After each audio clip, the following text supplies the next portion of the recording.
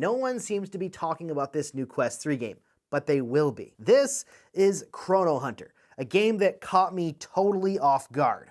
I honestly wasn't really sure what to expect from this game after seeing this game trailer. And when I was approached to do a sponsored video, I wasn't sold on if I would actually like the game. So the devs gave me access to the beta to test it out and see what I thought. Well, I'm here to tell you that I've actually had a lot of fun with what I've played so far. This is billed as a roguelike game, and in the past I've been kind of negative towards roguelikes on the channel, as it's just not usually my thing, so I wasn't really looking forward to playing the game initially, until I realized that each run has a definitive beginning and end. Yes, you can die and have to start the level over again, but it's also totally possible to play through the run and beat the boss at the end and then go back to base with the victory in hand. Although I will say I died my fair share at the boss that I was battling, and she was really challenging to fight.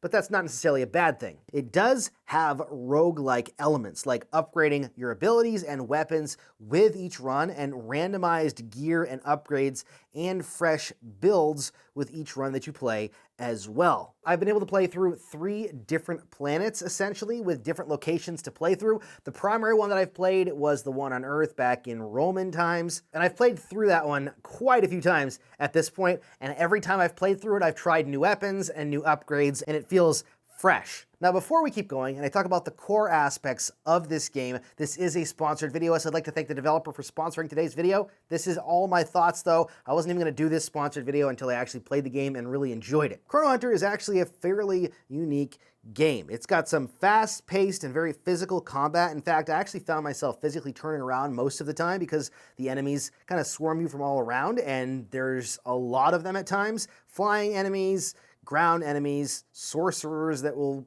throw magical balls at you, and archers that shoot bows and arrows at you, at least in the Rome level anyways. In the other levels, there's even more crazy stuff happening. So while you can play with artificial locomotion, I think it actually plays better when it's more physical.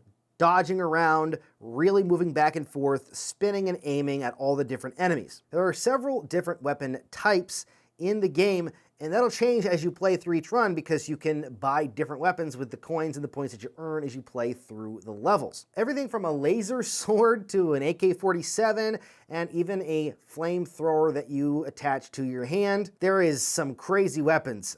There was some that I saw in the trailer that I didn't even find yet, because there's just so many different options. But the amount of enemies and the battling in the game is challenging enough where you're gonna want to dodge and move around. The game does allow you to dodge artificially in the game, so you can dodge out of enemies' ways. I really like the time dilation that you can use. You can actually throw down like a time crystal of some kind, and it slows everything down inside of that dome. So whether you throw it down at some enemies and slow down a big enemy so you can blast it from a distance, or you throw it down in front of you because you're getting hit with a lot of blasts, it'll slow down the projectiles so that you can dodge them easier and move out of the way. The game also does have that rogue-like progression loop with randomized gear and upgrades. As you play through the game, you're gonna get randomized guns that you can purchase and randomized abilities. One of the runs that I did, I'm not even sure if I recorded it, I'll put it on screen if I did, you actually can take your cartridge that you use in one of the weapons that you can choose for your main loadout, your main weapon, which there's 3 different ones.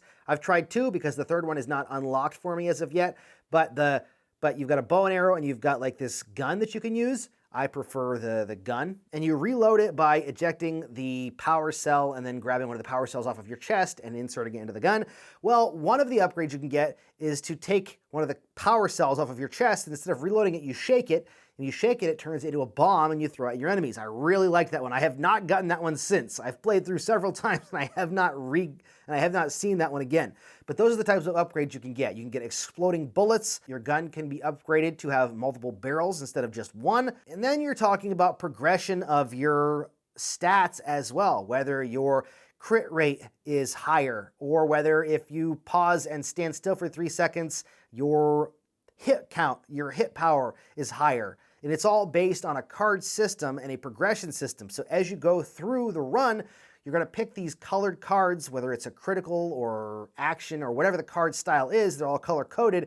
And you can choose random ones that you want, but if you grab the same colored ones in a line, they get more powerful as you go. So you'll end up upgrading that specific line higher and higher. And trust me, by the time you get to a boss battle, you're gonna need all of the help you can get. The boss battles are hectic, they're crazy. The one that I've played so far, at least, it is challenging.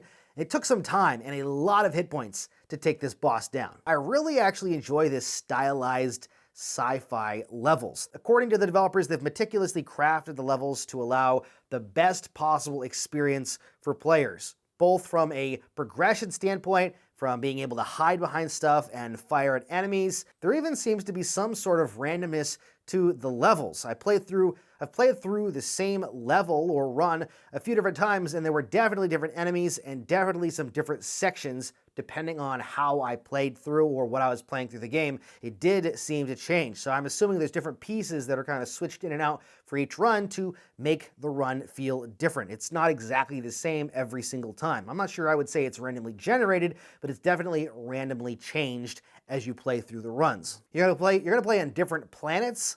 The primary place I spent was in a different time on Earth, but you're gonna be planet and time hopping to different places as you're fighting against different enemies, trying to gather these crystals. There's lots of different secrets and collectibles in the levels that you can play, and there's power scaling involved as well. So as you get more powerful and the longer that you play, the harder the game gets, the worse the enemies are to kill, or I shouldn't say worse, the harder they are to kill, and the more challenging time you're going to have playing through the game. Plus, there's lots of different upgrades to the weapons, upgrades to your abilities as you play, and it continues to build from there. They say that there's endless replayability. Now, I know a lot of games say that. I don't know how endless it is, but I do know what I've played has been very fun from a replayability standpoint, and I'm not usually one to replay levels or replay games. It's just not me.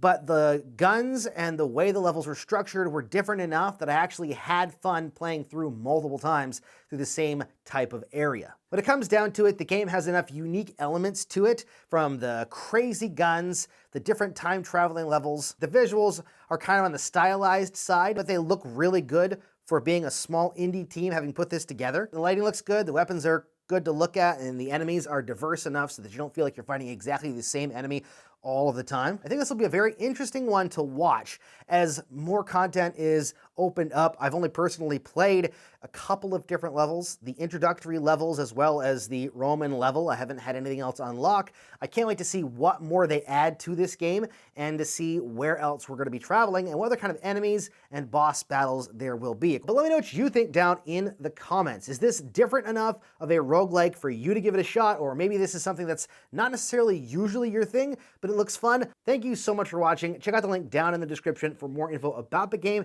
and to wishlist the game. Also, give this video a thumbs up if you enjoyed it so that more people can see it. And don't forget to subscribe for future videos. Thank you so much for watching, and as always, happy questing.